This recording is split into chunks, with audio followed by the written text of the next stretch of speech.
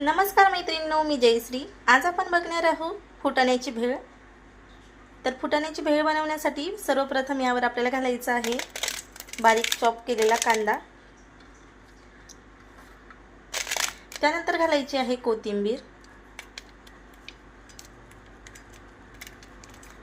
त्यानंतर यामध्ये घालायचं आहे काळं मीठ,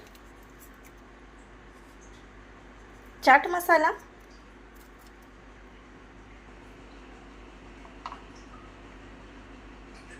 लाल तिखट,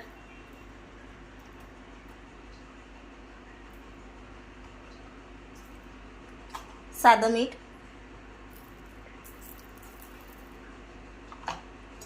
थोडंसं चम्मचभर तेल घालायचं आहे।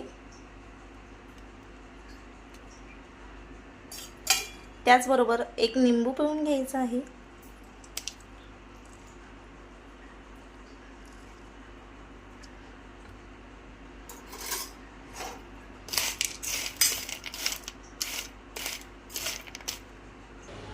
आणि रेडी झालेली आहे आपली चण्याची भेळ।